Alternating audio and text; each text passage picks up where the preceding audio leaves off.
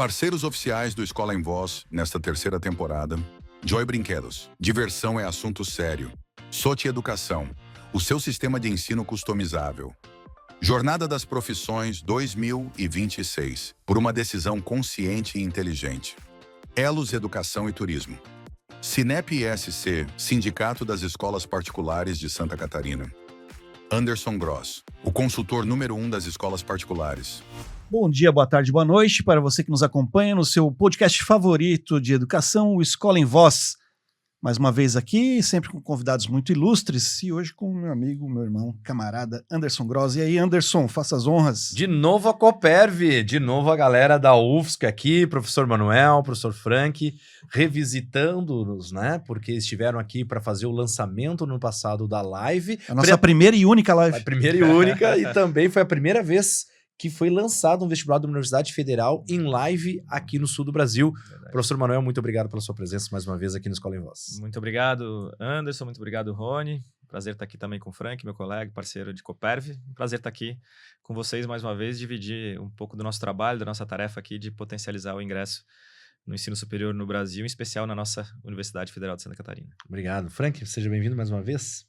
Obrigado, Anderson, pelo convite para estar aqui. Rony também, muito obrigado. Tá? Estamos aí para tentar esclarecer as dúvidas do nosso público, né?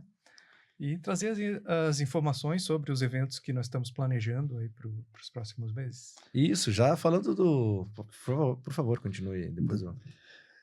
Tu sabe que só fazer um adendo aí da nossa live, ela começou a engajar agora novamente. Ah, é? Porque a gente coloca lá do vestibular 2026, né? Eu acredito que agora é em função da galera sempre confundir ali o ano com a data do evento. Então agora começou a engajar novamente a live. Mas vamos marcar uma nova aí, né? Vamos lá. Professor, depois queremos fora do ar aqui já marcar essa data. Marcamos, porque nós tivemos ali escolas do estado todo, né, conectadas com seus terceirões assistindo. Então realmente foi um marco e a gente quer, né, refazer essa brilhante ideia de estar com vocês aqui, esclarecendo, talvez. Né, eu acho que uma das grandes novidades nessa live foi o lançamento do curso Ciência de Dados, né? Que foi o curso mais recente. Mas agora a gente está vendo aí que vocês estão organizando, né, já praticamente em cima, né?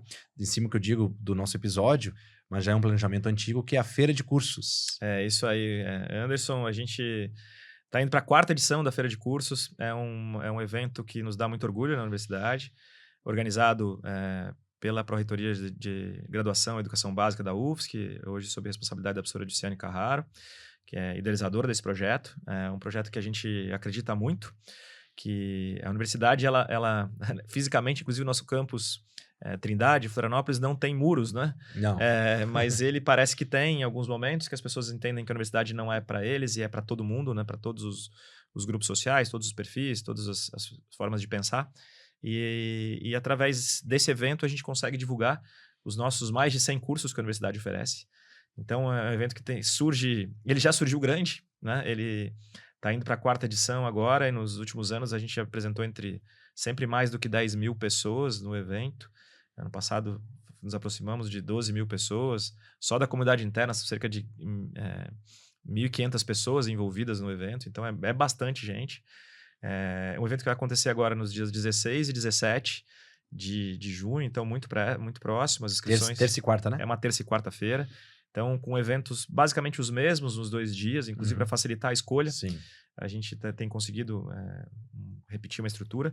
E aproveito, inclusive, assim, de dar um destaque entre todas as demandas, já que o nosso público envolve muitos colegas das equipes pedagógicas, das escolas, muitos professores e professoras envolvidos nisso. Nos 2 dias, inclusive convido a vocês, nos 2 dias nós teremos um evento conduzido pela Coperv, que é uma roda de conversa sobre os processos seletivos realizados por nós, e justamente para discutir, abrir um pouco a nossa caixa, no sentido de colocar como reflexão possíveis ajustes, aquilo que de repente, de que forma a gente pode se aproximar melhor dos candidatos, de que forma as nossas questões e os nossos trabalhos são vistos, né? Foi até num desses eventos do ano passado que nos motivou a fazer alterações pontuais em relação ao perfil de algumas das nossas provas. Né? Especialmente matemática. Especialmente matemática. Que aí, Frank, eu vou precisar depois entrar num assunto contigo aqui, mas vai lá. Mas é isso mesmo, especialmente a matemática. E Eu lembro, assim, de um colega professor, né, de uma das escolas que fez um elogio à prova e ele disse, nossa, a prova de matemática de vocês é muito boa, ela se assemelha à prova do ITA. Daí aquele negócio da gente dar uns 2 passos para trás, assim, falei, opa, não é isso que a gente quer. E vocês sabiam que hoje em Santa Catarina, pela modalidade, pela realidade da preparação, né, das nossas escolas, que é mais focado mesmo na UFSC, na UDESC, na CAF, né, a gente ainda está um pouco mais distante ainda de competir nacionalmente no Enem, mas a gente não tem condições de competir no ITA, porque a prova de matemática do ITA, ela exige quase que uma matéria de matemática específica. Isso, os colégios preparatórios para o ITA, que na sua maioria, né, estão em Fortaleza, estão em Recife, Belo Horizonte, naturalmente, São Paulo, né, alguma coisa em Brasília, mas ainda perde feio para Fortaleza e Recife, eles têm uma matemática avançada específica para a prova do ITA. Então, meu amigo, se a tua prova foi comparada à do ITA... Não era o perfil. Então, foi nesse evento, na Feira de Cursos do ano passado, na primeira edição da roda de conversas, que no ano passado a gente fez só em um dia, nesse ano nós faremos nos 2 dias, justamente para permitir que os acompanhantes dos seus estudantes no evento possam também ter uma atividade voltada à sua realidade. Então, nos 2 dias, às 13h30, das 13h30 às 15 horas, então, no dia 16 de junho, 17 de junho, no auditório da reitoria da universidade, ali a gente vai ter essa oportunidade justamente de receber todo tipo de pergunta, de questionamento, e trocar experiências para estratégias.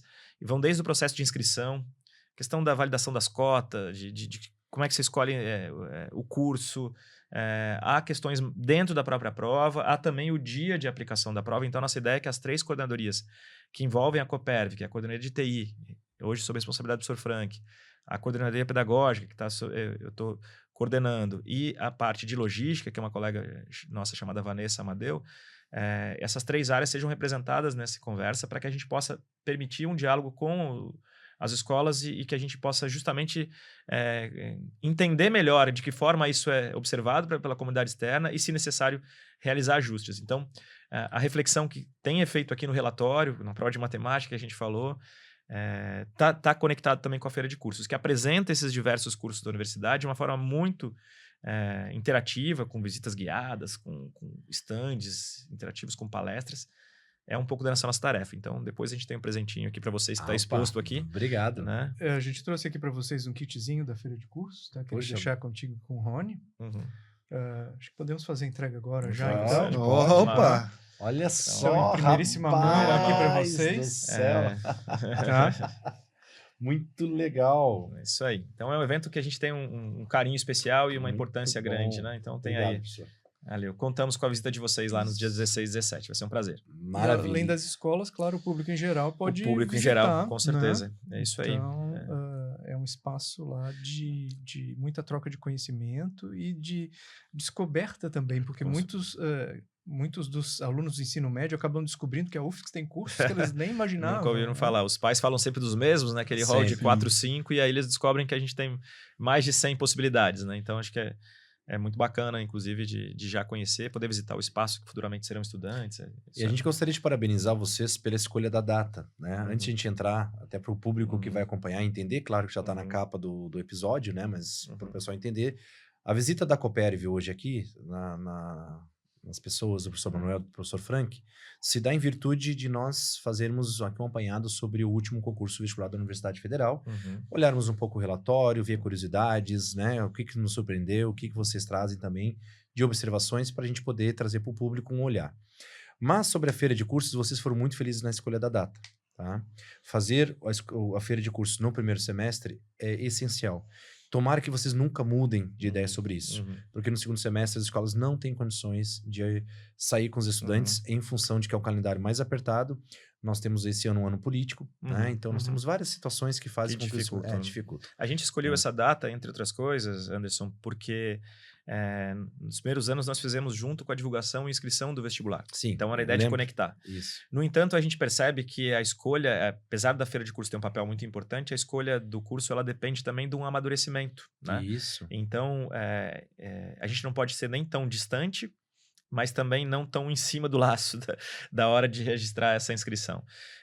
Então, a gente depois vai trazer para vocês também, a gente vai ter a data de início das inscrições do vestibular vai ser divulgada junto agora, os primeiros cartazes vão aparecer agora na feira de cursos, mas as inscrições vão ser um pouco mais cedo do que nos anos anteriores, então os 2 eventos vão ter sua distância, mas também com uma proximidade de pouco tempo depois, algumas semanas depois, 5, 6, 7 semanas depois do evento. Você vai esperar a publicação A data não precisa de publicação digital, né?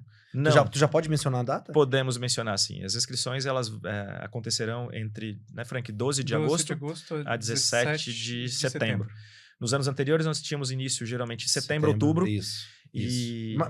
Bem nesse período, 5 a 5, 6 a 7, uma coisa assim. A mudança, Rony e Anderson, ela se justifica, entre outras coisas, porque aumentaram muito as demandas de trabalho interno nosso entre o final das inscrições e a definição, por exemplo, de alocação de candidatos, local de prova e tudo mais. Vivemos numa sociedade que, felizmente, tem dado muito mais atenção à educação especial, por exemplo, né? Então, as várias condições especiais que a prova exige, então a gente precisa amadurecer com o apoio de profissionais especializados que nos dão suporte da validação ou não de determinados laudos que a gente recebe. Então, eu sempre insisto, quando eu visito as escolas, eu falo que as pessoas têm direito de pedir absolutamente tudo e a gente tem que analisar, né? Mas muito cuidado, por exemplo, com os laudos de TDAH, né? Que são muito recorrentes, mas não dá para imaginar que a pessoa descobriu o TDAH uma semana antes de realizar a prova do vestibular para ter uma hora a mais na prova de matemática. Então, a gente precisa olhar, de fato, se essa pessoa é alguém que vem sendo acompanhada há mais tempo. Então, a análise desses dados demanda bastante tempo e a gente... Esse foi o principal fator determinante, o principal. É um deles, o tempo de trabalho entre o final das inscrições dessas situações. Para além das condições especiais, não somente isso. A gente precisa ter um domínio melhor sobre a quantidade e também tem uma outra questão estratégica, indiscutivelmente, porque algumas instituições que acabam indiretamente concorrendo com o nosso processo também tem inscrições mais cedo. Então a gente também... A UFPR sempre foi mais cedo. Nós temos agora também a Unisul antecipando já com prova em outubro, então agora já começa a abrir. E o custo de inscrição acaba sendo um pouco... A gente tem noção disso, né? O custo do valor das inscrições não é tão baixo. Então, a gente sabe que, às vezes, uma família que já fez 2, 3, ela pode ser inibida de uma 4ª, 5ª opção. Então, a gente também considera isso como um elemento importante. Então, mas não os meus alunos, professor. Não, que bom. Mas vou explicar por quê. Porque na arrancada do ano no terceirão, quando eu visito os meus terceirões pelo estado, eu já entrego para eles o calendário prévio, provisório, né? Um palpite, né? E aí eu já trago os valores do ano anterior e já faço com eles porque eu tenho uma situação específica no terceirão. Hoje, os terceirões do público com quem a gente mais trabalha, né? Que é a rede particular, as formaturas já bateram o valor das formaturas de graduação. Tá? As formaturas de terceirões aí... Tem um custo grande ali. Tem um custo grande. E aí... Eu e o Frank tivemos filha formando não faz muito tempo. Então temos ciência. Exatamente, né? Então, só para ter uma ideia, uma família de 4 pessoas... Hoje, uma formatura de R$ 2.500, 3.000, mais ou menos, de terceirão, entre roupa e salão de beleza, maquiagem e cabelo, quase que dobra o valor se uma família de 4 pessoas, só para ter uma ideia. Então, uma formatura de terceirão para 4 pessoas na família sai mais ou menos 4 a 5 mil reais.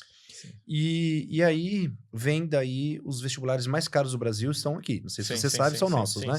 Com a CAF na faixa de R$ 400 reais, que deve chegar esse ano, né? E aí, o sul do Brasil é a maior concentração de vestibulares do país, né? Também acaba tendo valor maior. Exatamente. Então, isso ajuda muito, né? E também uma outra situação que é a questão de o aluno já saber, já se posicionar, o que ele vai disputar.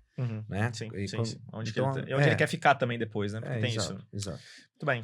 Então, professor Frank, comparando aí, já falando de vestibular 2026, né, e sabendo que no ano passado nós já tínhamos uma discussão a respeito de vagas não preenchidas, o que levou pela primeira vez a universidade a adotar um processo seletivo por história escolar, né, lá no meio do ano.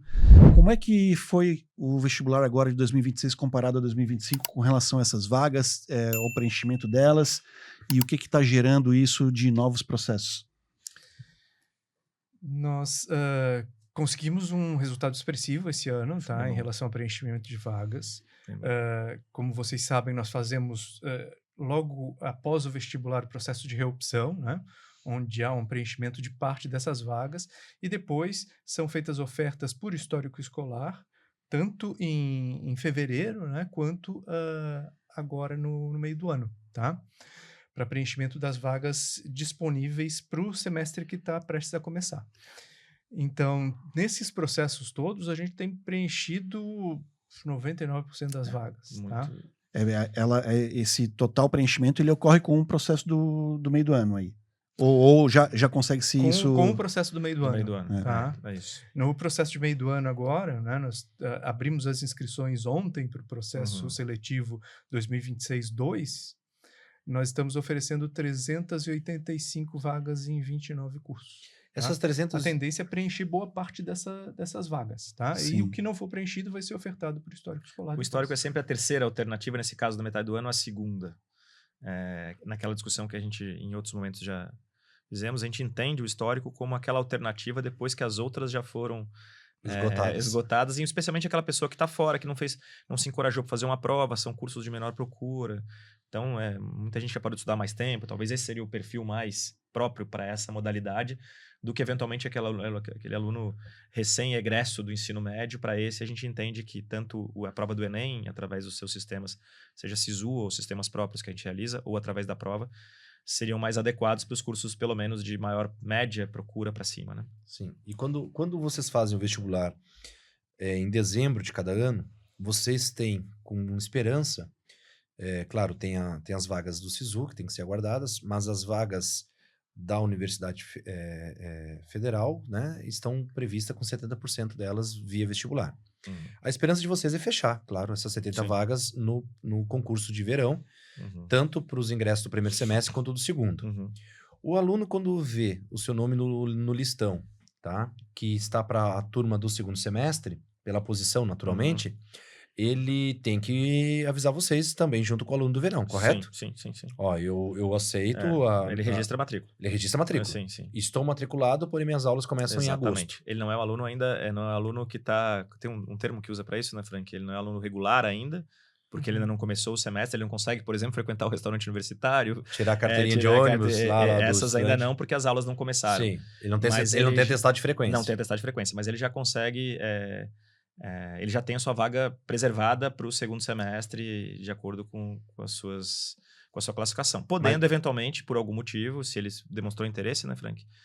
E tiver bem classificado, se alguém do primeiro semestre venha desistir, num primeiro momento a gente pode deslocá-lo, né? Ele é remanejado para o vocês avisam ele? Né? Ele é informado, é publicado um edital de remanejamento, tá? Onde esses alunos do segundo semestre eles são chamados para o primeiro. Tá? Mas na matrícula ele já opta se ele quer ser remanejado. Ele pode dizer que não quer ou não. Ele pode dizer, não, eu quero 6 meses porque eu quero descansar, amadurecer, ou então sou de um outro viajar, estado. Vou trabalhar, juntar dinheiro, né? Mas aí agora, tá? Ele ficou 6 meses sem contato com vocês. Como é que vocês têm certeza que ele vai entrar na aula de agosto? Quando as aulas começarem. Aí só ali tu vai descobrir se ele vai vir ou não? Assim como todos os alunos matriculados em janeiro, que as aulas começam em março. Tá. Da mesma forma. Só que existe uma normativa que diz que esse aluno infrequente, nos primeiros 15 dias, sem justificativa de saúde ou outra modalidade, ele perde o direito à matrícula. E aí tu pode fazer mais uma chamada? Dependendo do tempo. A gente tem um limite do tempo, porque a gente não pode... Depois de um mês de aula, a gente não consegue mais fazer chamadas, porque apesar da gente falar de um semestre, o semestre letivo leva em torno, geralmente, de 4 meses, né? Se passou um mês, ele ultrapassou os 25% de faltas, limites, né? E não vai ter 75% de frequência suficiente, mesmo que ele venha a todas as aulas. Então, eventualmente, uma vaga pode ficar ociosa. Para explicar um pouquinho melhor a situação do que o Sr. Frank falou a respeito da ocupação, a gente consegue preencher quase 100% das vagas nas listas, mas isso ainda não se reflete, obviamente, em 100% das vagas efetivamente ocupadas quando a gente está lidando com a matrícula. Porque aí tem a questão que a gente mencionou aqui em off, antes de começar.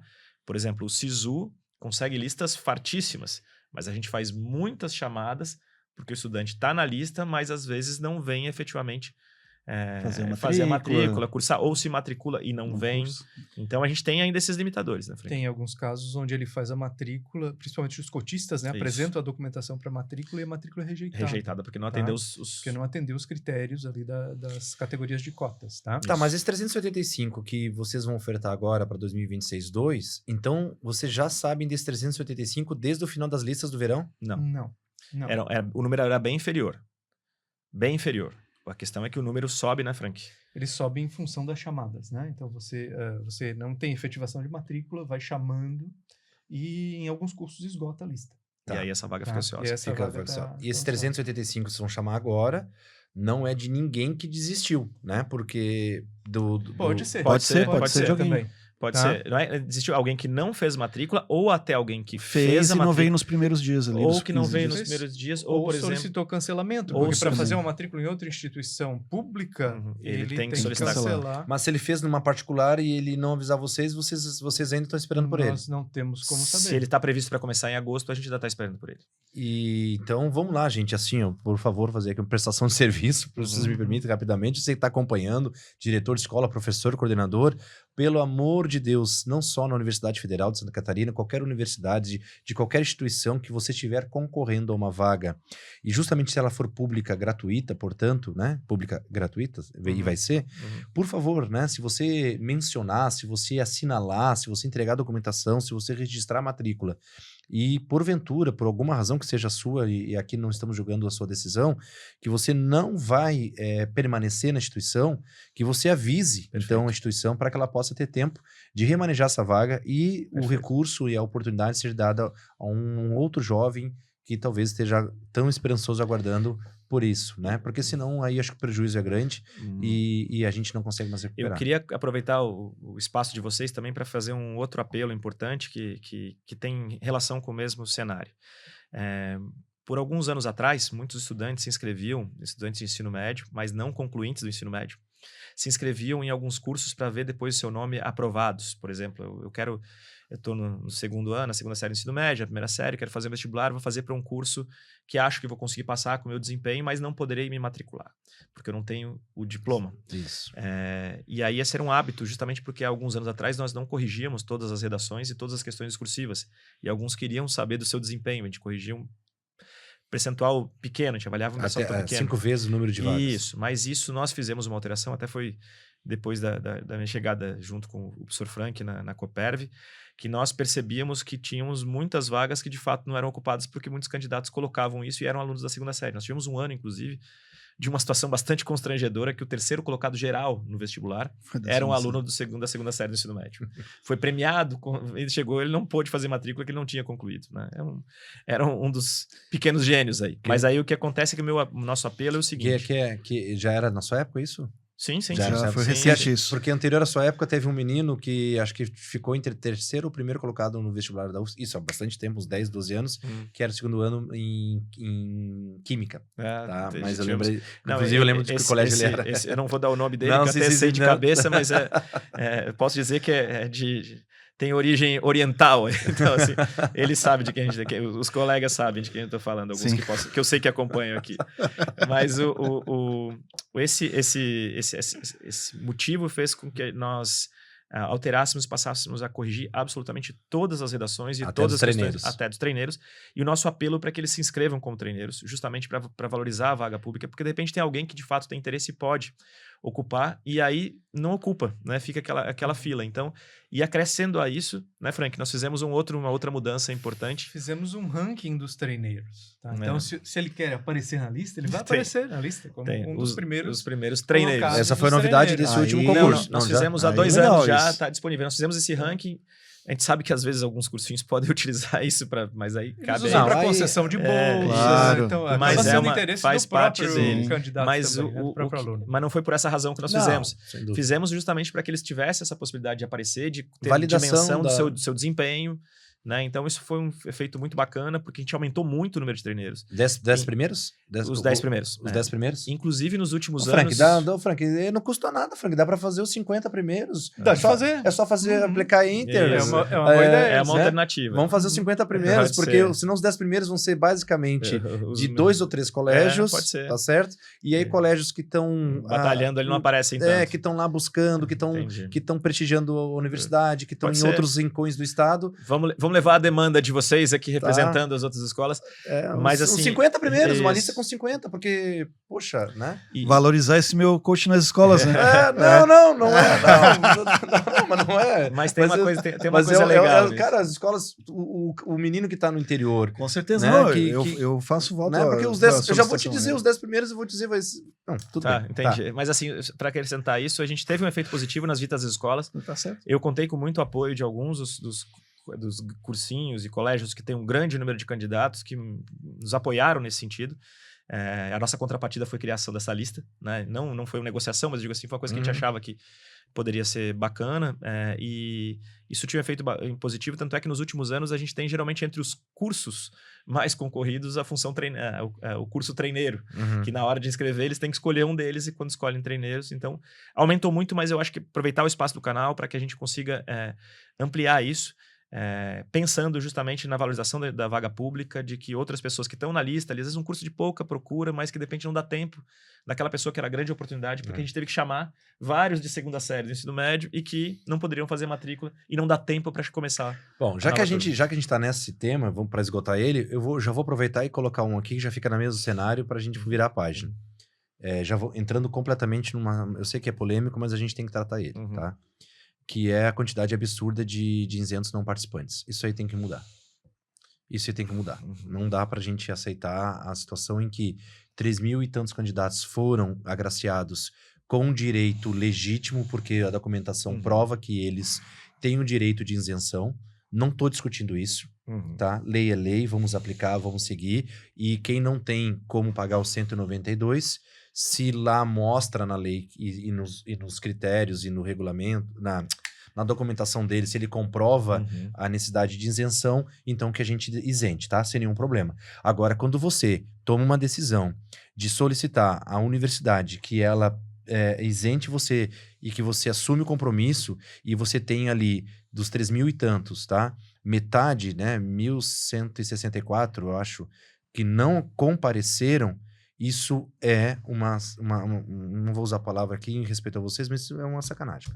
É uma sacanagem porque, assim, ó, a prova foi impressa, a sala de aula, considerando a presença dele, foi contratada, fiscal, né, logística, tem toda uma estrutura em torno daquilo ali. Então, o aluno isento tem que ter responsabilidade. Acho que o professor Frank pode falar bem sobre isso, e tem inclusive um item do nosso edital que tem uma previsão em relação a isso. Do próximo? Dos anteriores. Nós já exigimos que o candidato ausente, ele justifique a ausência para solicitar uma nova isenção em qualquer outro processo realizado pela Copérb. Tá? Então, se ele não compareceu, se ele foi isento e não compareceu no vestibular do ano anterior, esse ano ele vai ter que apresentar alguma justificativa. O certo seria quem foi isento no Enem, quem foi isento no UFS, quem foi isento no UDESC, quem foi isento não seja onde. Não comparecer e um deles tinha que ir para um banco de... O ideal seria ter um SPC das universidades.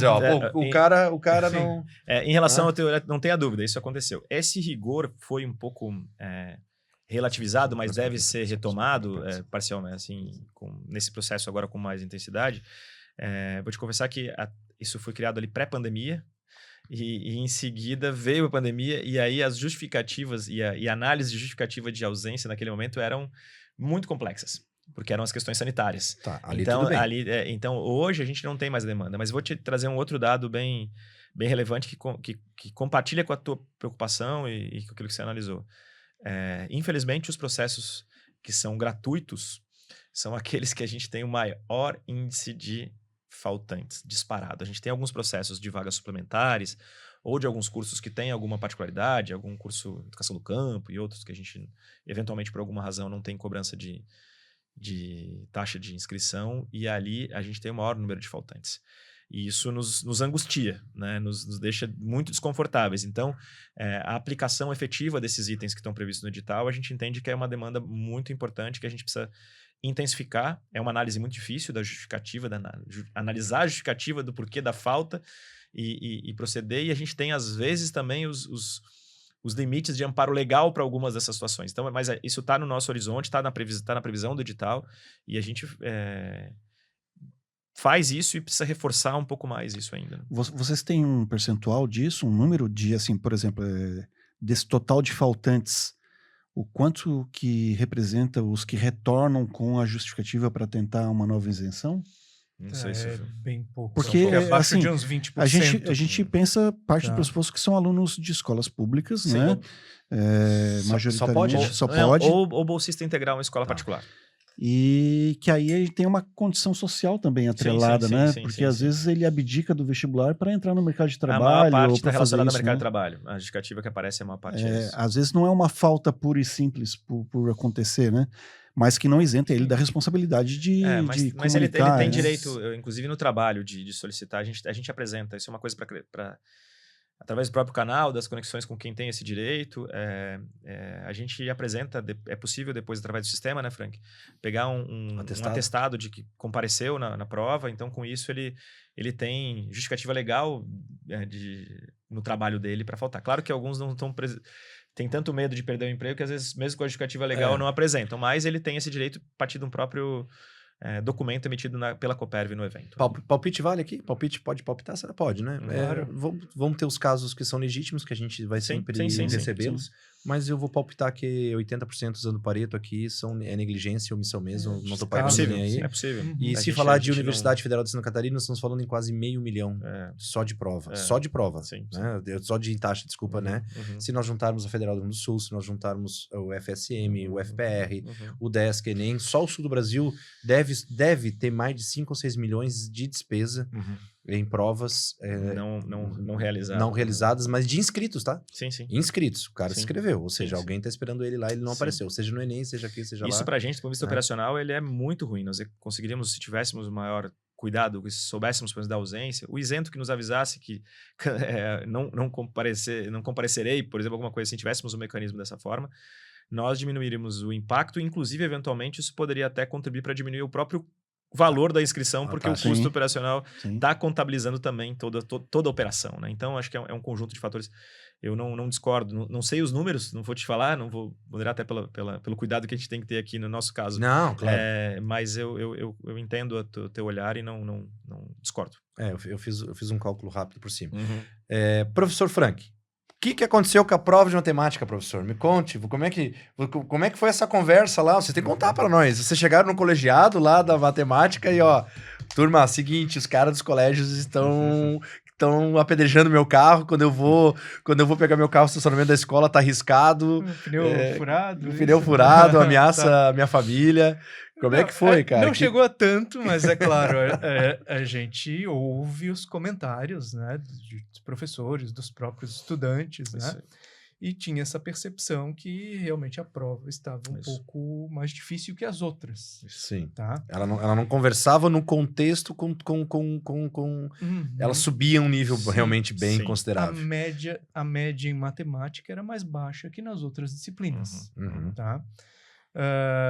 Claro, a gente conversou. Sim. Isso cabe mais, na verdade, ao Manuel do que a minha coordenação. Mas é que eu tô tentando tirar um pouco. Eu tô tentando não deixar. Sim. Ele já apanhou tanto aí. Mas acho que mas eu apanho junto.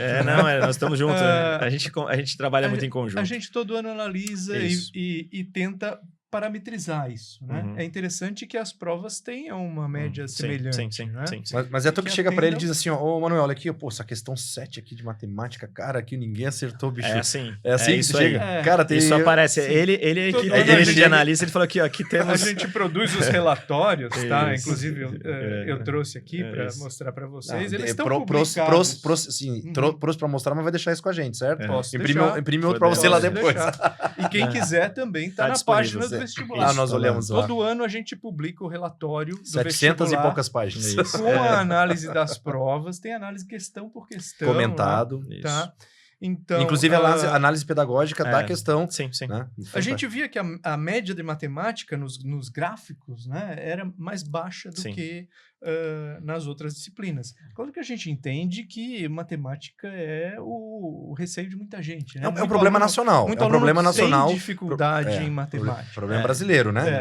É um problema da educação básica. Né? Mas, claro, foi feito todo um trabalho para que essa prova não se tornasse, né, o pesadelo na e não roubasse o próprio concurso. Porque daí ela se torna maior que o concurso, ou mais ela se torna a discussão em cima de todo o concurso. E ela rouba... Tem uma coisa na prova de matemática desse ano, essas alterações, que a gente tem muito orgulho dessa parceria entre as duas coordenadorias da coordenadoria de TI, coordenada pelo professor Frank, e a nossa pedagógica. Eu, apesar de historiador de formação, professor de história, eu sou um que gosto muito dos dados estatísticos, né? Nas minhas pesquisas sempre utilizei muito e vejo a validade muito grande para isso. E é uma coisa que sempre que termina o processo eu fico muito curioso para olhar esses impactos e aquilo vinha me incomodando há alguns anos, esse desempenho na matemática, não só no desempenho, mas na própria formatação da prova, de que ela destoava um pouco de uma prova, ela é uma prova muito mais hard do que as outras, um pouco mais contextualizadas do restante da prova. Mas eu já mencionei isso aqui outras vezes, a gente tem perspectivas diferentes dentro dos universos acadêmicos. Na matemática vai ter um grupo mais adepto a uma educação matemática e um outro a uma matemática mais pura, né? Então, a gente tem essas visões distantes. E eu acho que a gente não tem que, nesse momento, considerando o perfil do departamento, que é muito grande, o departamento de matemática, as várias correntes, seja dentro da própria UFSC ou nas outras instituições parceiras, a gente tem visões distintas, mas a gente acha que a gente pode encontrar uma linha mais intermediária dentro desse universo.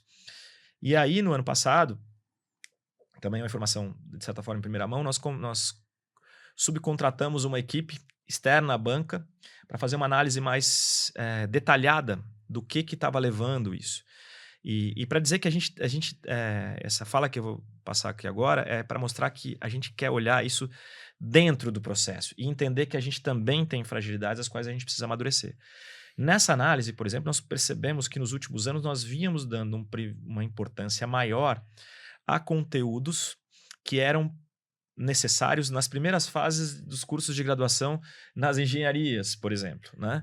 Em detrimento daqueles conteúdos que são mais relevantes dentro da formação do ensino médio. Por exemplo, conteúdos que na formação do ensino médio levavam lá 10, 15% do tempo, na prova de matemática do vestibular eles estavam levando 40, 50% das questões. E substancialmente a nossa análise é que nós fazemos prova para o aluno que está saindo do ensino médio. Então tinha uma coisa, essa equipe extremamente competente que foi... que pegou diversas provas. Pegou diversos provas, anos. Exatamente. Ou seja, não refletiu em cima de Não foi só de um ano. Tá. E também percebíamos, a nossa projeção é que nós deveríamos ter poucos alunos com baixo rendimento, perto do zero, poucos alunos no 9, 10, e a maior parte dessa concentração numa linha mais intermediária. Essa curva, ela representa uma análise mais... segura de um processo, ou seja, que a gente tem uma linha que atende a um desempenho médio está na média, por exemplo, de 0 a 10 ele está na faixa o ápice está na faixa dos 5 e que a gente faz essa curva de uma forma tranquila. E vou falar que a gente conseguiu, na minha visão, espero que a gente consiga repetir para o próximo ano, essa é a meta, mas sempre é uma incerteza, porque cada prova tem seu perfil. Nós pulamos de próximo a 2,5 de 0 a 10 de média no desempenho da prova do vestibular 2025, para cerca de 4,75. 4,75 nos inscritos e 5,05 nos classificados. Então, assim, nós conseguimos atingir...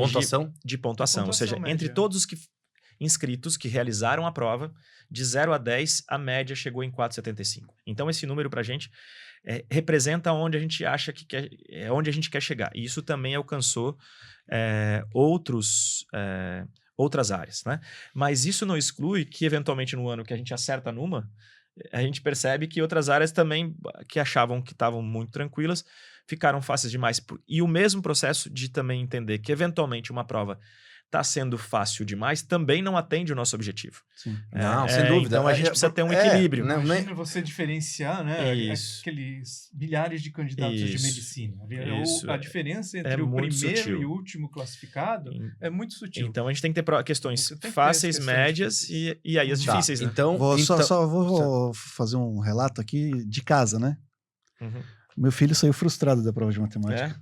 Porque qual era a estratégia dele de preparação? As mais difíceis. Eu vou na prova de matemática e vou ralar muito durante o ano para eu me destacar na de matemática, que é onde eu vou ter o diferencial da pontuação, por conta do histórico da prova de matemática, né? Sim. E ele viu que saiu fácil. Achou a prova fácil demais. Ele saiu... Porque aí, ele, na cabeça dele, ele acabou nivelando com os demais concorrentes, sim, né? Graças a Deus deu tudo certo, sim, ele entrou.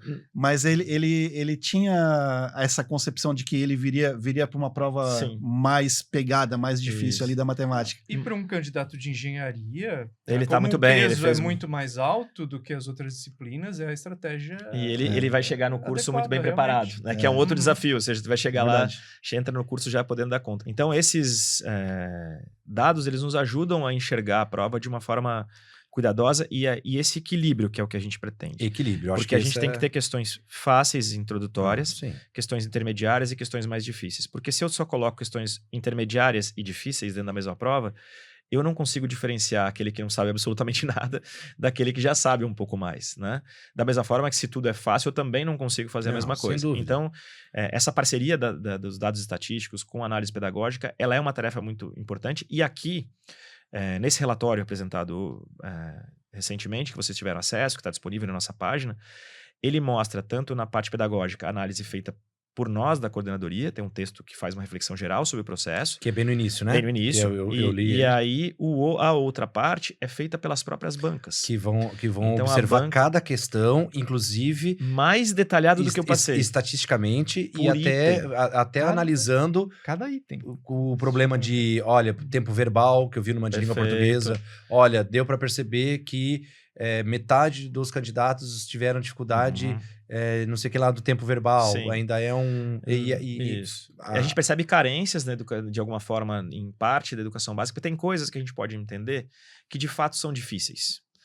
Ou que a banca se equivocou. Mas, por outro lado, a gente pode ter também a percepção de que tem determinados temas e conteúdos e coisas que são relevantes na formação e que estão sendo deixadas de lado, estão em segundo plano. Isso também nos cabe para fazer uma reflexão frequente numa correlação entre os programas que a gente apresenta em janeiro de cada ano com aquilo que tem caído no vestibular, né?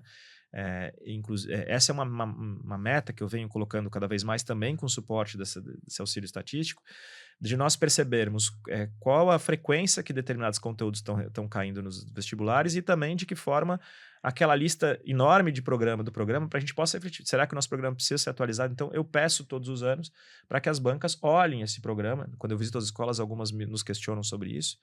Mas no meio de tudo isso, gente, a gente teve mudanças importantes pedagógicas no país, né? A gente teve o novo ensino médio, que daí algumas disciplinas... O novo velho, para mim, aí é uma visão pessoal e assim...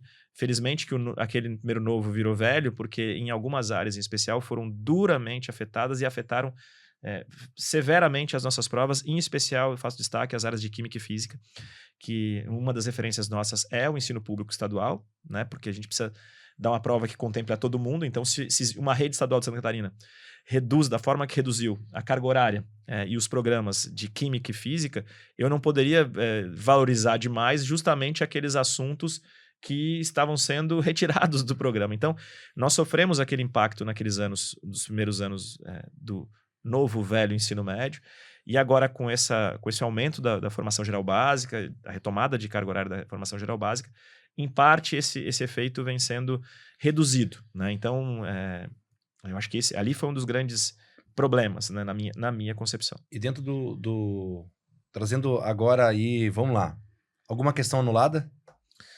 Tivemos, é habitual que se tenha questão anulada, a gente tem... Você que recebe Sim, a gente faz análise eu passo, mas depois quem vai colocar no sistema e classificar os alunos e ver o impacto disso no resultado é a TI. Mas assim, nós estamos recebendo muitos recursos, a gente recebe todo tipo de recurso de questão e é até um momento de dar um toque sobre isso, porque a gente recebe muitos recursos e alguns se surpreendem, nossa, tiveram... 300 recursos, a gente começa a ver que vários recursos são quase iguais, né? Que a gente vê aquelas maiores escolas montam um modelo de recurso e nos mandam. E às vezes aquele recurso não é pertinente. E alguns se surpreendem, que a gente às vezes tem que trocar o gabarito por conta de dois recursos. E uma pessoa mandou aquele recurso só e foi deferido. E os outros que... Mas você recebe muito recurso? Muito. É tipo já um dia, 2 depois? são 24 horas depois da divulgação do gabarito. Porque lembrando que o aluno não sai com a prova, né? Com o caderno, né? Não, mas a prova ela é publicada logo depois. No mesmo dia. No mesmo dia. No último segundo dia. Isso. Domingo às 20 horas, já antecipando. Então, domingo, dia 6 de dezembro, às 20 horas, a Cooperv divulga a prova, o caderno de provas. E a galera dos cursinhos e o gabarito. Por isso que nos primeiros dias eles podem destacar uma gradezinha na contracapa. Nós não entregamos a prova por alguns motivos. Alguns nos perguntam por que não faz. Tem alguém que entrega a prova no Brasil? Tem. Então, o Enem permite, por exemplo, a partir das 18 horas. Que é o mais conhecido. Mas é que a gente não permite até por uma... O Enem também por questão de volume, né? Tá. Ele entrega porque diminui o volume a ter que gerenciar. Mas a gente tem... como a gente trabalha com diferentes cores de prova, às vezes um candidato fala, não, mas eu fiz a prova... azul e o meu né, Frank, o meu cartão resposta disse que era verde. A gente foi descobrir, não, ele fez a verde, só que ele não lembrava, na tensão, nem lembrou qual é a cor. Ou ele era daltônico. E a gente tem lá, não é nem só a cor, porque tá escrito, né? Então, a gente não fica só preso à cor, a gente escreve a cor da prova. Mas aí a gente deixa isso preservado conosco como um documento, ele assina atrás do caderno de provas para justamente garantir essa segurança. Por um certo período, depois incinerado exatamente, isso aí. E zera de novo estoque para próximos concursos. É isso aí. Então tivemos questões anuladas. Tivemos, é habitual que tem, a gente às vezes, isso é uma das coisas que a gente... A questão anulada, o ponto vira vai para todo mundo. Vai para todo mundo, ponto cheio. Isso. Mas não foram muitos, foram bem pontuais as situações. Eventualmente, o que nos gera muitos nos perguntam por que a questão às vezes é anulada.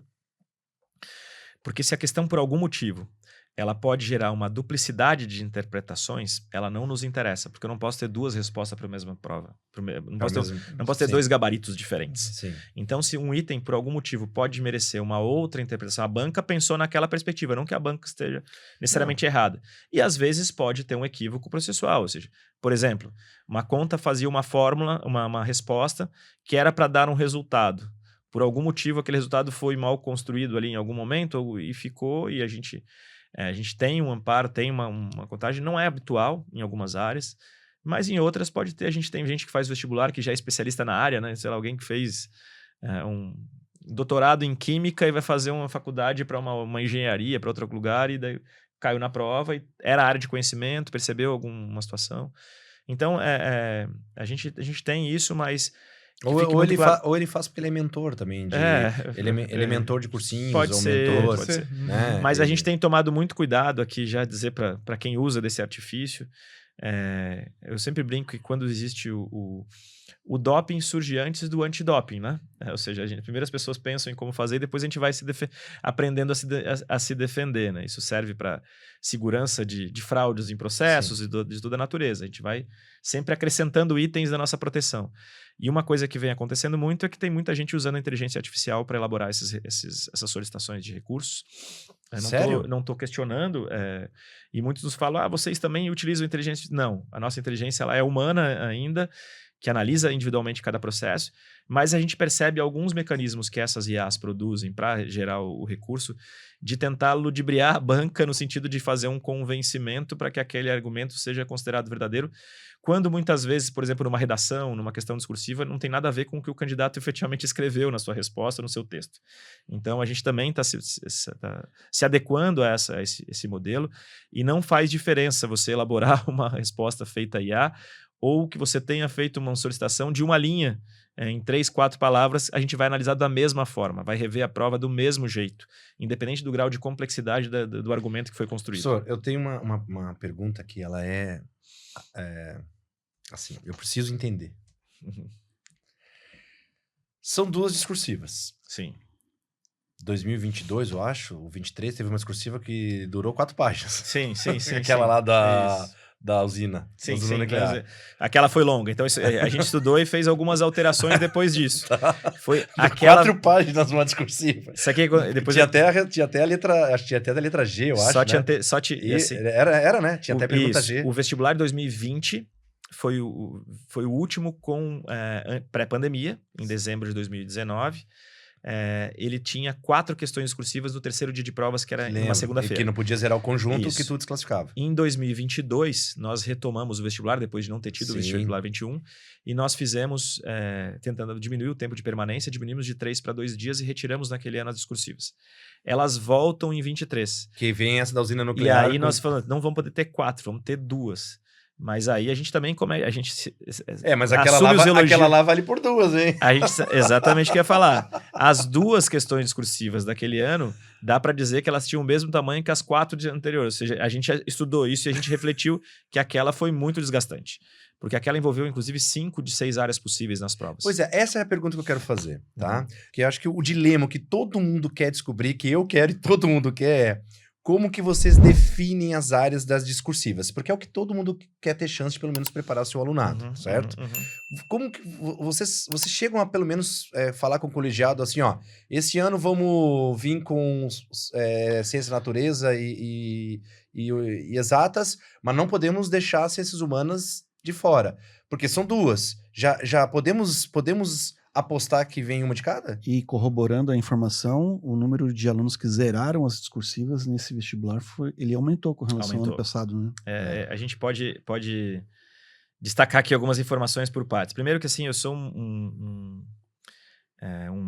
defensor, assim, muito grande das questões discursivas. Elas têm um custo processual alto. Imagina. Elas não são baratas para poder serem aplicadas. Elas foram criadas no vestibular 2006, aplicado no final de 2005. Hoje eu posso falar que eu acompanho isso internamente desde essa época. Não era nem professor da universidade, já acompanhava e lidava com isso internamente ainda, avaliando esse processo. Então conheço profundamente desde a criação, da idealização disso. E sempre foi uma demanda muito importante, porque o estudante daquela época e até ali, pelo menos, parecia só ver na sua frente o preenchimento de bolinha, né? Ele não desenvolvia mais os seus textos, né? Então, eu depois, quando trabalhei também na rede particular, em colégios pré-vestibulares e tal, eu lembro que eu era um dos poucos colegas que insistia em ter questões discursivas nas provas de terceirão e tudo mais, que era uma coisa que achava que era muito importante para o nosso aluno tivesse domínio da escrita.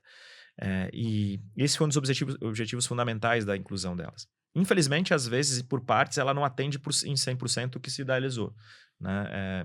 Até porque a gente tem limites legais de tentar evitar uma discrepância, muito recurso e tudo mais. A gente teve que objetivar um pouco o que era para nosso objetivo inicial, que ela tivesse um pouco mais de liberdade de redação, mas ela tem um gabarito mais fechado, né? Mas ainda assim ela é muito importante no nosso processo. A gente tirou ela apenas no vestibular 2022 pelo motivo que eu antecipei aqui. Mas o que acontece é que essa escolha e essa permanência das discursivas, ela tem uma validade muito grande e muitos cursos da universidade valorizam muito as discursivas, inclusive quando se diz respeito ao peso. O curso do Departamento do Professor Frank, a Ciência da Computação, por exemplo, coloca peso 3 para as discursivas. Professor, vocês da TI estão meio enjoados, né? Porque no SISU vocês, no top 10 do SISU UFSC, vocês desbancaram direito, mecânica, odonto. Eu acho que há muito tempo, acho que desde que a UFSC adota o SISU, os cursos de TI não apareciam no top 10. Digo da pontuação. O mercado está dizendo isso, né, Frank? Passaram a aparecer justamente porque o mercado está aquecido, ainda contratando muitos profissionais, e você acaba atraindo bastante. Aí vocês dão uma enjoada e apertam lá. Eles têm liberdade para apertar. Para apertar, né? Tem como apertar. Isso. Então, nessa direção do que eles podem apertar, e de fato é esse o sentido, né? De que eles têm concorrência e o limite. Só que nós percebemos também, mais uma vez, com o apoio estatístico, que a gente dialoga muito, eu e o professor Frank, sobre isso. Nós tomamos uma medida alguns anos atrás de entendendo que, especialmente para os cursos de baixa procura, aquela pontuação mínima que se exigia nas discursivas, que era 0,5 no conjunto dos itens todos, que parecia nada, tinha um impacto muito grande. Do vestibular, se eu não me engano, do vestibular 23 para o 24, que nós fizemos essa alteração, nós tínhamos cerca de 1.500 candidatos que seriam incluídos nos seus cursos se não tivessem zerado nas discursivas. Então, aquilo para nós era uma preocupação, especialmente nos cursos de menor procura. Para os cursos de maior procura, a discursiva continua sendo extremamente relevante. Porque ela é um desempate. Ela e a redação são os critérios do desempate. Ela dá o diferencial, né? E ela até mais do que a redação, vou te falar. Então me diz como é que vocês definem o tema da discursiva que eu preciso. Antes eu vou dizer porque ela é até mais. Por quê? Porque para redação, os estudantes muitas vezes estão mais bem preparados e a diferença de pontuação entre eles é muito menor. Na redação? Na redação, a diferença de... algum aluno disse que fui muito bem, tirei 9 na redação. Fui muito mal, tirei 6. Qual é a diferença entre os dois? 3 pontos. Que depois na prova ele consegue tirar. Às vezes ele consegue tirar. Aí um aluno foi muito bem nas discursivas, tirou 9. O outro foi muito mal nas discursivas, tirou 0. Qual é a diferença? 9 pontos. Então esse olhar, esse descuido para os alunos de cursos de média e alta procura é muito frequente. Quando eu visito as escolas eu faço muito destaque a essa situação, e é bom através do canal fazer esse destaque, porque elas têm uma relevância muito grande e alguns cursos, inclusive mais do que valorizar essa pontuação, colocam com um peso muito grande, que é o caso daqueles que podem, em especial a computação, né? Mas, para além disso, a escolha, a gente tenta fazer um equilíbrio, Anderson e Rony, a gente coloca... São 6 áreas possíveis para as discursivas. Numa mesma discursiva? Não, 6 áreas possíveis nas 2 questões discursivas. Tá. Quais áreas podem estar entre as 2 questões discursivas? Matemática e biologia, que acontece a prova no mesmo dia, discursiva no dia 1, né? E também podem vir disciplinas do dia 2. História, geografia, química e física. Dessas 6 áreas possíveis, 4 delas são contempladas nas questões discursivas. 2 delas não. Não estão... Peraí, vai de novo. Peraí. Vai com eu sou uma pessoa lenta aqui. Vamos lá. Eu acho que é importante falar mais devagar. Vamos lá. Primeiro dia, a gente tem prova... Então, vamos lá. As 2 discursivas caem, ó. No primeiro dia nós temos língua portuguesa, segunda língua, continua 5 idiomas, né? Sim. Matemática, biologia e 2 discursivas, certo? Língua portuguesa e as segunda língua não são contempladas. A língua portuguesa indiretamente está, mas não é uma... Não, mas ela está mais para redação. A segunda língua, como há uma escolha de cada um, ela também não está nas discursivas. Então, o que pode cair nas discursivas? Tá, beleza, já tirei. Matemática, biologia ou disciplinas do segundo dia. Do segundo dia, nesses anos, não estamos impedidos. Quando você fala matemática e biologia, não é matemática com biologia. Não necessariamente. Né? É a próxima explicação que eu vou dar. Tá. Do segundo dia podem vir as disciplinas de química e física, que estão ali sozinhas. Que foi o que aconteceu em 2023, naquela prova da usina nuclear lá. Nas ciências humanas, não há nenhum impedimento, mas a gente não tem vindo ainda com a filosofia e sociologia como parte integrante dessas questões. Tem vindo basicamente história e geografia. Então, somos 6 áreas possíveis. Matemática, biologia, química, física, história e geografia. Tá. Dessas 6, a gente tem escolhido 4. E a tua lembrança ela é muito atenta à prova de 23, que foi a prova de 23 que nos provocou a dizer assim, a gente não pode colocar... Aquele ano teve 5 áreas. O meu desejo é que nós não tivéssemos que escolher, que nós tivéssemos sempre 6. Mas nós percebemos que pelo tamanho e pelo modelo de 2 dias que a gente precisa necessariamente, em alguns anos, excluir 2 disciplinas para que a prova não fique muito extensa. Exclui? Somos nós. E definimos a partir de alguns critérios. Aí tu avisa o colegiado, vocês têm que preparar uma discursiva sobre... E aí, por algum motivo, a gente estabelece a combinação. É claro que a gente tem tentado, historicamente, não significa que não possa acontecer, evitado uma concentração excessiva de ou disciplinas somente de uma área mais que tende a ter um desempenho pior, como matemática, química e física. Pode acontecer, não impede, já aconteceu de ter matemática, química e física no mesmo ano, assim como ter uma prova só de história, geografia e biologia. Então, a gente tenta equilibrar um pouco essas forças para que a gente tenha uma prova que atenda de mais universal. Mais universal. Afinal de contas, a gente tem um único instrumento, né, Anderson, para 105 cursos com perfis muito distintos. Mas aí o sistema de pesos, ele dá essa chance de... mas nesse caso não por conta das escolhas das áreas. Nos outros, todas as áreas estão contempladas. Tá. Nesse, se nós pudéssemos, se fosse mais tranquilo, o ideal seria que todas essas áreas estivessem contempladas. Mas hoje levaria uma prova muito extensa. E no primeiro dia, em especial, por conta da prova de matemática e por conta da prova de língua portuguesa que exige interpretação de texto, o Frank tem esses dados, geralmente... eles terminam muito mais tarde. A gente tem lá uma bolinha, né, Frank, no cartão resposta. Onde é marcado pelo fiscal o horário de saída do candidato, né? Do último? Então, nós sempre de todos. verificamos... cada candidato que sai é marcado. Marcado. E nós verificamos quanto tempo, em média, os candidatos ficaram na prova. Então, isso vocês também investiram. O primeiro dia sempre vai até mais tarde. Se vocês colocaram as cursivas matemática ali em português, vocês querem. Mas não Desculpa, mas não é justamente para não ter matemática, química e física no mesmo dia. Tá. Então, a gente coloca a língua portuguesa, no segundo dia a gente coloca a redação, tem uma atenção. Então a gente coloca a redação, que se colocássemos ao contrário das discursivas, colocássemos a redação no primeiro dia, por exemplo, isso geraria uma atenção. Esse equilíbrio ele é pensado. Tá. Poderia, assim, e as humanas é bacana que elas estão aí formadas por um único bloco, então se nós tivéssemos, teríamos que vir com as 20. E aí trocaríamos biologia e matemática para jogar no dia seguinte. O equilíbrio não faria tá melhor forma. É um equilíbrio. E aí o equilíbrio nas discursivas. As discursivas, na verdade, elas reconheço, professor. Reconheço elas são 2, mas elas viram 4, tá? Professor, o que é conhecimentos gerais nas 20? Eu sei que é uma coisa banal, me perdoe a pergunta, né? Mas assim, quando você coloca história, geografia, filosofia, sociologia e 2 de conhecimentos gerais... Não, é 2 interdisciplinares.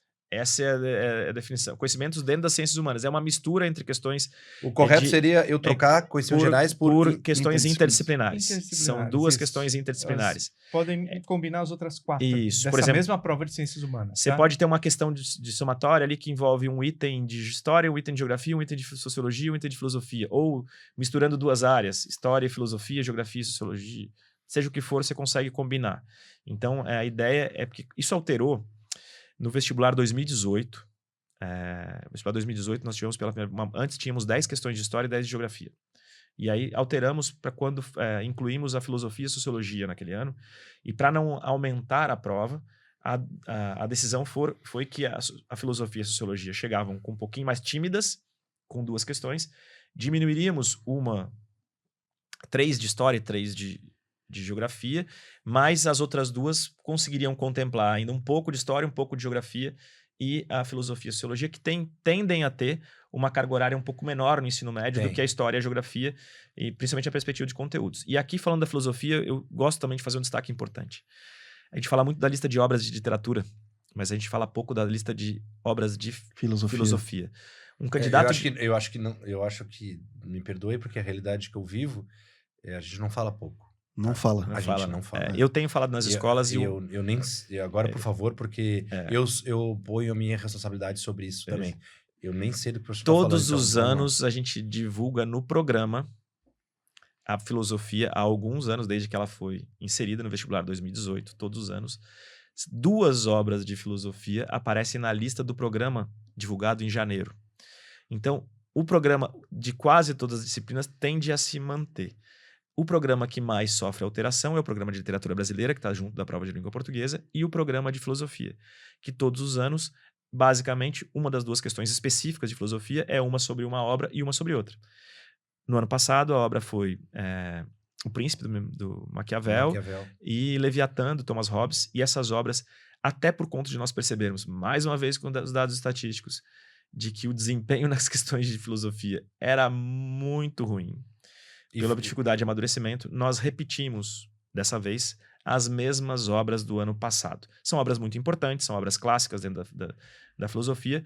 Então, a ideia é mais ou menos que algumas dessas obras sejam bianuais, para que a gente consiga, inclusive, o amadurecimento, de repente, desde a 2ª série do ensino médio, o estudante já consegue fazer uma leitura, na 3ª ele amadurece e a gente consegue dar um pouco mais de solidez à análise dessas obras. E uma questão de filosofia, por exemplo, um vestibular de medicina, vale exatamente o que a questão de matemática mais difícil propôs. Então, ela tem o mesmo peso. Peso 1, a prova de medicina da UFSC é 1,5 só para redação, o resto é tudo peso 1. Tudo peso 1. E para alguns cursos, por exemplo, quem quer fazer direito, ela vale até mais, porque a prova de ciências humanas e sociais tem um peso maior. Então, e é muito recorrente que os estudantes das escolas não percebam e não estudem. Porque vira a aula de filosofia, infelizmente, é aquela coisa do movimento de corpo, né?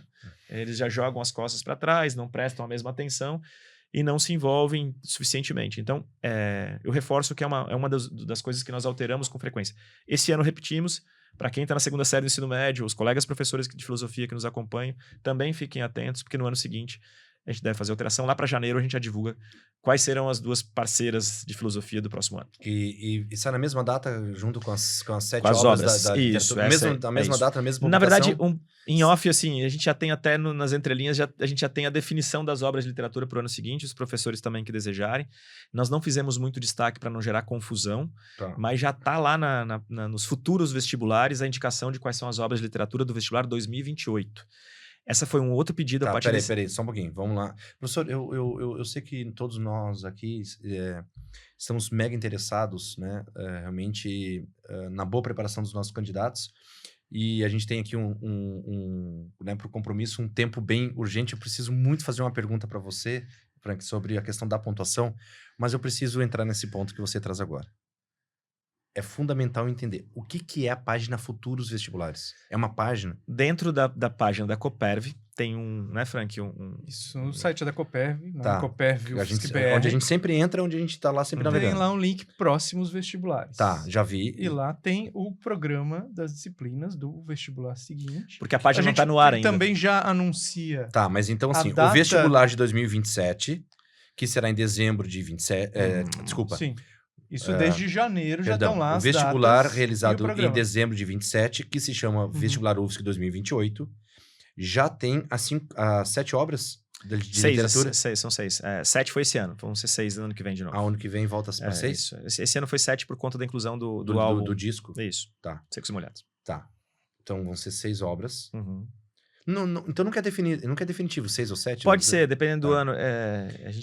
A gente pode fazer alguma alteração, né? Tá. Mas assim, E as duas de filosofia já estão lá? Não, as de filosofia serão divulgadas em janeiro. A ideia de antecipação é também... Conta para nós, professor.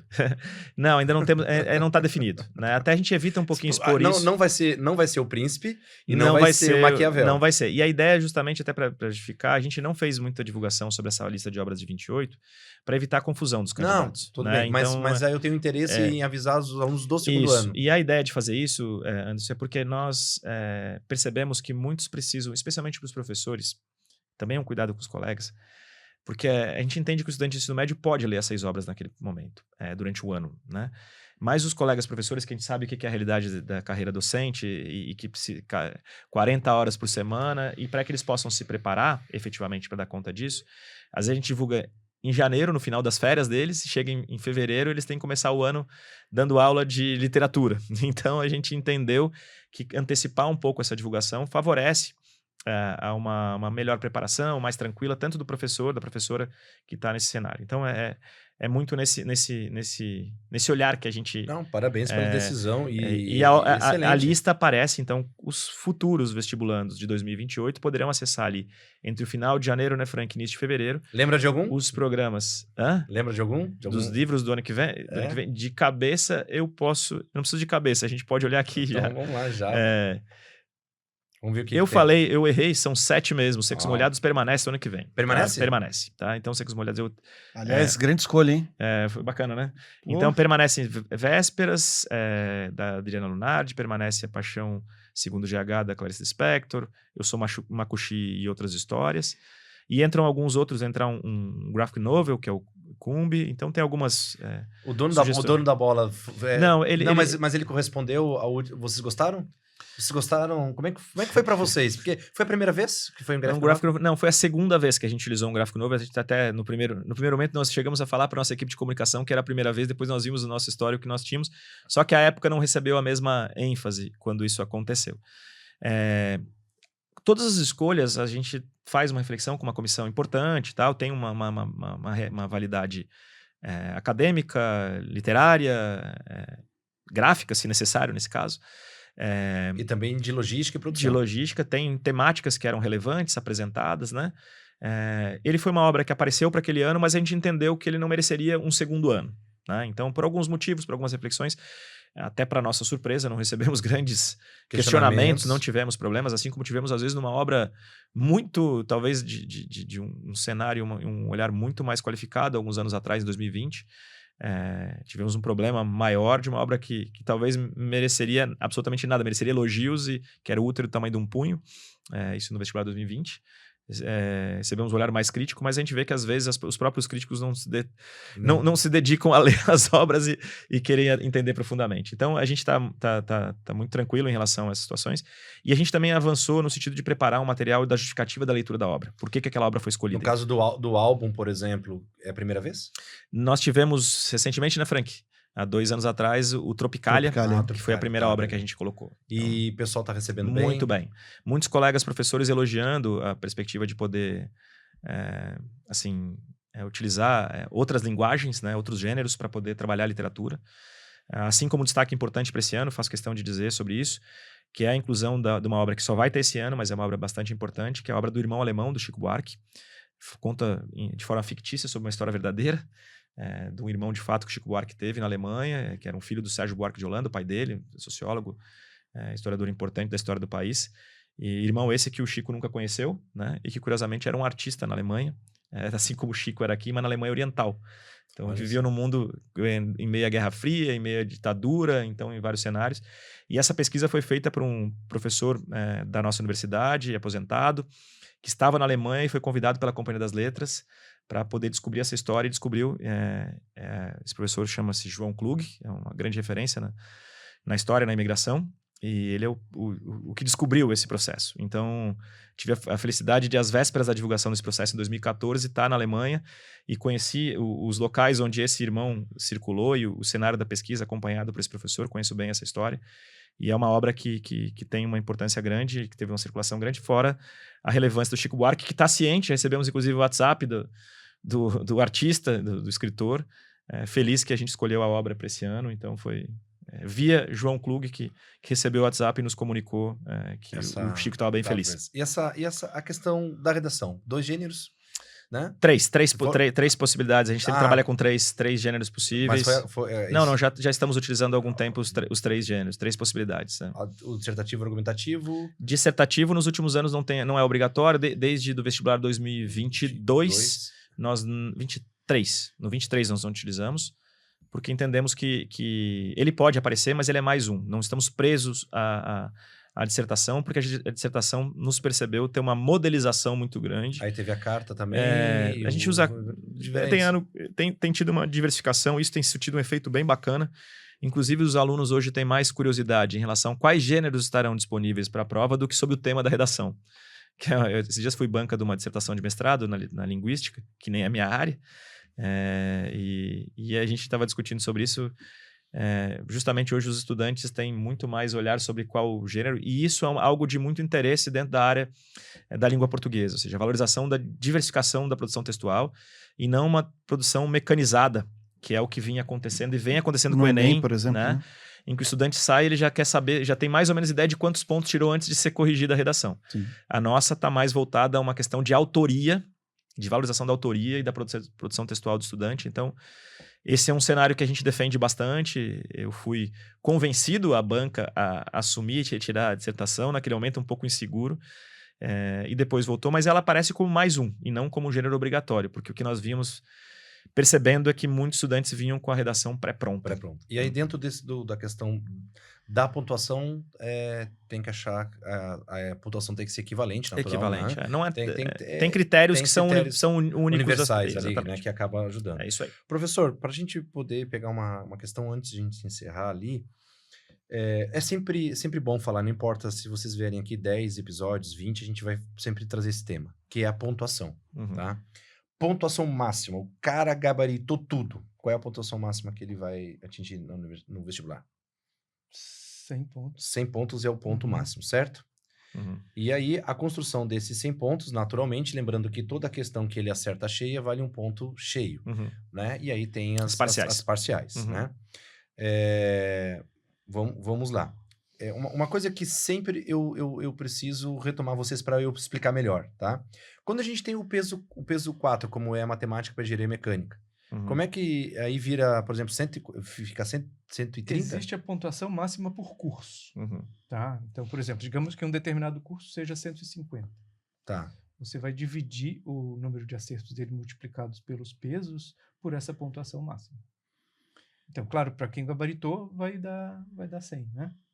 Então, o número nunca vai Tá.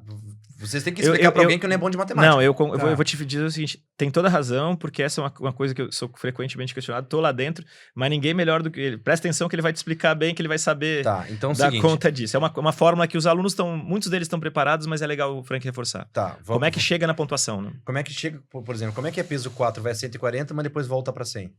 Você dividindo pelo 140 a pontuação que o candidato obteve, tá? E aí ele tem o que nós chamamos de nota final, que é de 0 a 100. Tá.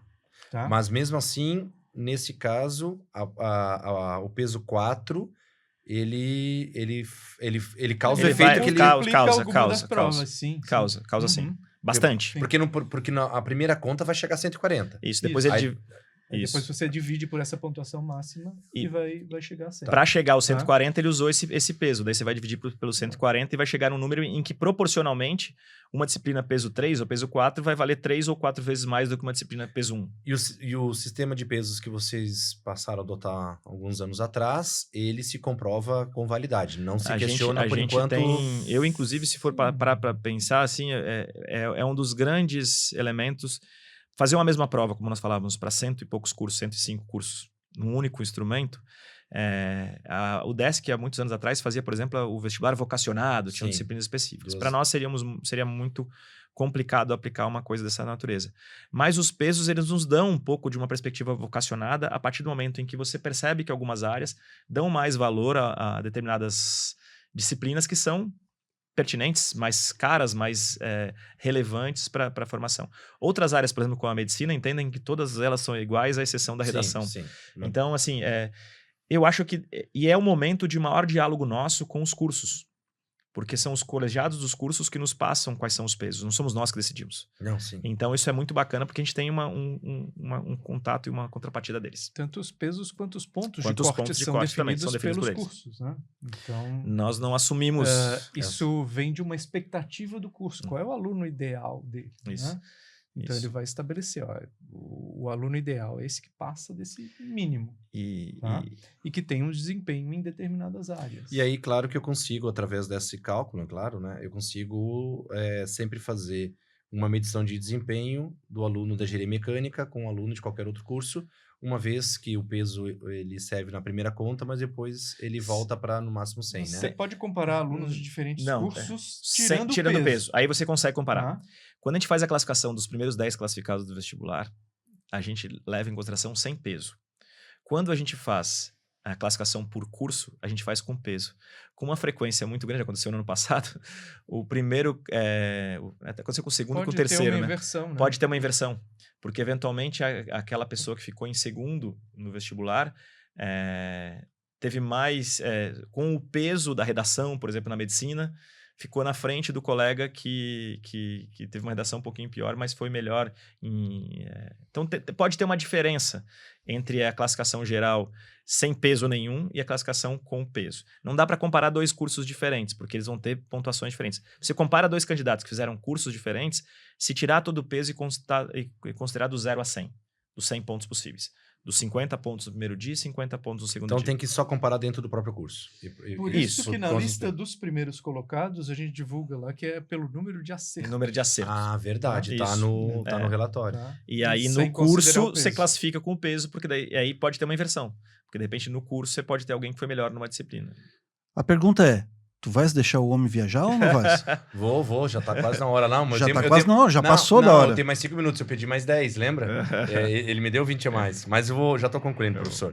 Professor, então, alguma surpresa que vocês gostariam de trazer, só pra gente entregar pro público alguma observação? Ou de novo, as TIs, né, estão vindo com pontuação alta, tem se mantido.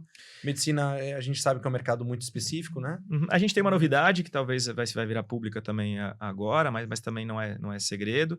A gente vem trabalhando com o vestibular unificado, UFSC, IFSC e IFC. Esse ano o IFSC vai fazer um processo próprio, então nós estaremos juntos apenas com o IFC, Instituto Federal Catarinense, né? Essa parceria se deu também com um processo de amadurecimento do IFSC e do IFC na constituição dos seus processos seletivos para ensino superior, né? Nessa troca, nessa interação. E por algumas realidades, o IFSC, por exemplo, está em 23 cidades de Santa Catarina, muitas delas em regiões mais distantes de Florianópolis, e eles optaram por usar um processo mais simples agora para essas. Eles vão depois, provavelmente, por conta própria, anunciar qual é o modelo que eles vão adotar. Eles que devem fazer isso. Não, sim. Mas conosco esse ano estará o IFC, então isso vai ser público agora com os nossos cartazes, que vão ser divulgados daqui a 10 dias, então não é nenhuma coisa que a gente precisa surpreender, a gente tem uma satisfação enorme. Nossa parceria institucional permanece com o IFSC em relação a convênio, intercâmbio entre todas as conversas. Uso de espaço físico, que foi uma coisa muito legal para a gente também. Então, muitas das nossas provas continuarão sendo realizadas lá. Mas continuamos parceiros e agora caminhando com... Você vai me perdoar, assim, eu sei que vocês têm uma relação e que seja sempre assim, na verdade tem que ser em todas, né? E gostava do integrado, mas eu não gostava da forma. A forma, me perdoe, professor, mas eu não gostava. Sim, porque escolha única, né? Não, daí não dá. Aí a gente entende que o aluno é penalizado. Sim. Tá? É interessante ele ter a opção de fazer uma única prova, mas interessante se a nota dele pudesse valer duplicadamente. Mas então, aí a gente tem... Mas eu sei que vocês têm justificativa. O que nós fazíamos era dar essa alternativa de mudança de curso na reopção. Na reopção. Não, perfeito. Eu entendo que vocês buscavam alternativas. Mas, assim, naquele momento que o aluno já faz inscrição, meio que ele abandona, né? Ele já se desconcentra da possibilidade de... Quando nós falamos para você que a gente está sempre analisando, refletindo, pontuando, esse é um tema que ainda está bem vivo entre nós, a gente está sempre repensando nos processos. A gente, às vezes, esbarra em algumas questões legais da Política Nacional de Cotas, por exemplo, que dificultaria um pouco algumas dessas tramitações. A gente vem pensando em algumas readequações já no ato de inscrição, pensando para antecipar a reopção, mas a gente ainda não consegue aplicar. Sim. Então, a gente precisa essa alternativa de inscrição dupla, a gente precisa de um amadurecimento maior. A gente está passando por uma fase agora na UFSC de transição de gestão, né? Então, a partir de julho, inicia uma nova gestão na universidade, que a partir dessa nova reitoria, a gente vai acompanhar quais são as diretrizes e os caminhos que eles querem pensar para esses processos seletivos. Né? Tá, 2 minutinhos então, por favor. O que é uma eleição de reitoria numa universidade federal? Dá a voz também, professor Frank, se quiser. Quem é que vota, professor? Rapidinho, só para o futuro aluno novo entender. Votam os professores, os técnicos administrativos e os alunos. São 3 partes. Cada segmento tem 1/3 do peso final na escolha do reitor. E aí, chapas com suas propostas, igual uma eleição municipal, estadual, apresentam suas propostas e isso é colocado em votação. Tá? Não, quem são os novos reitores? Só pra gente... Professor Amir Oliveira e a professora Filipa, tá, como vice. Por que assumem em julho. 3 de julho. E por que quando é feita a eleição ainda tem que recorrer ao MEC? É a última momento. Que a nomeação tem que ser referendada pelo MEC. Isso mudou. Em 2026 mudou, mas esse processo ainda tem que seguir as tramitações anteriores. As próximas eleições não dependerão, porque existe uma lei federal há muito tempo que exige uma lista tríplice. Então, quem de fato nomeia a reitoria é o Ministério da Educação. Então, a gente faz uma consulta informal.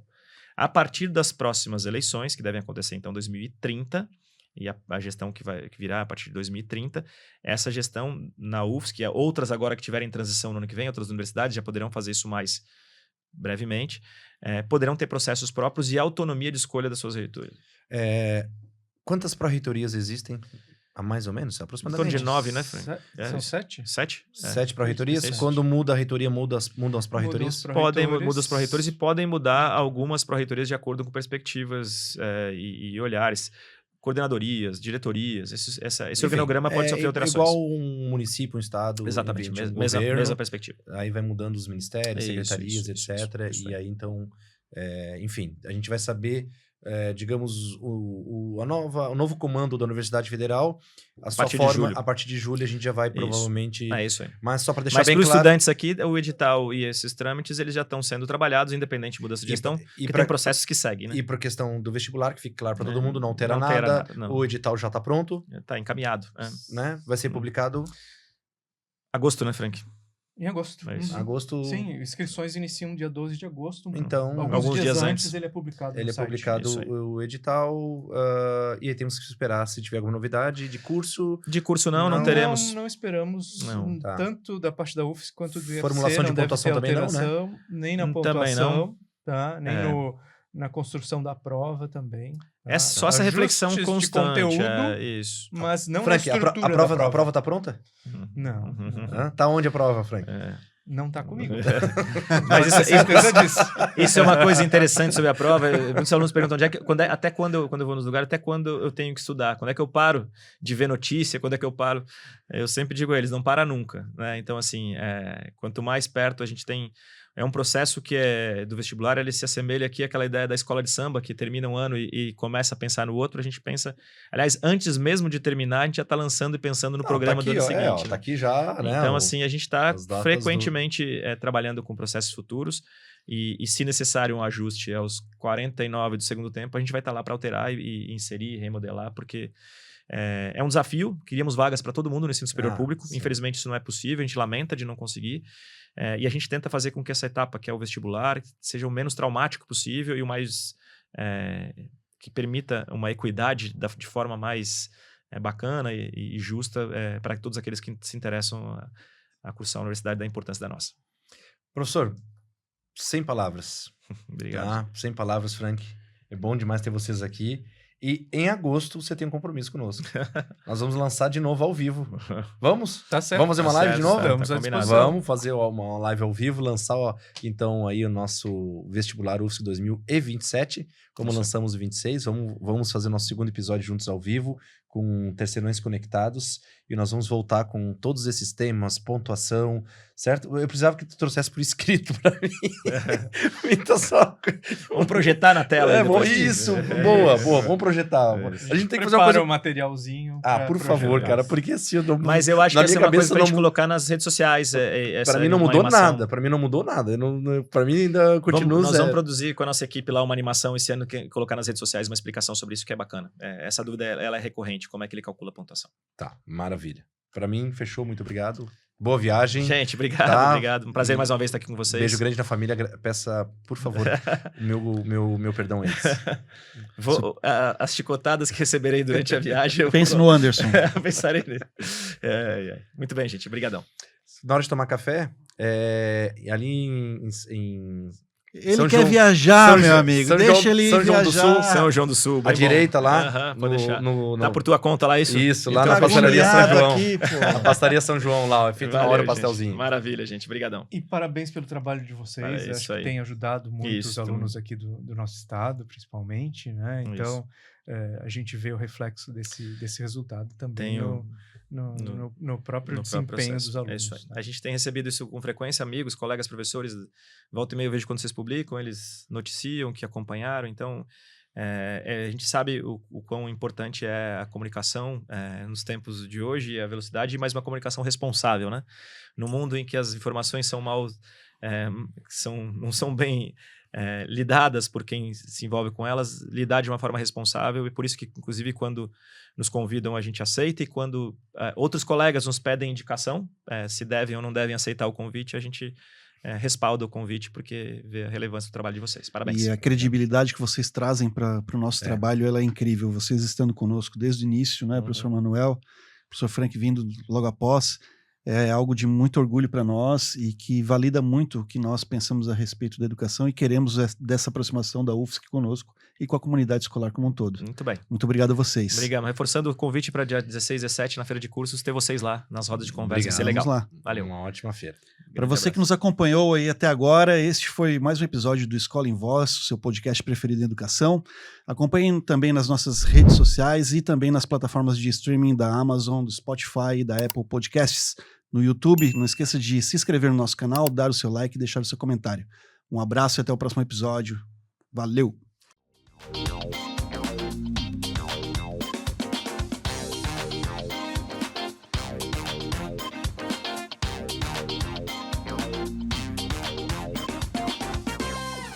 Parceiros oficiais do Escola em Voz, nesta terceira temporada: Joy Brinquedos. Diversão é assunto sério. Sote Educação. O seu sistema de ensino customizável. Jornada das Profissões 2026. Por uma decisão consciente e inteligente. Elos Educação e Turismo. Cinep ISC, Sindicato das Escolas Particulares de Santa Catarina. Anderson Gross, o consultor número 1 das escolas particulares.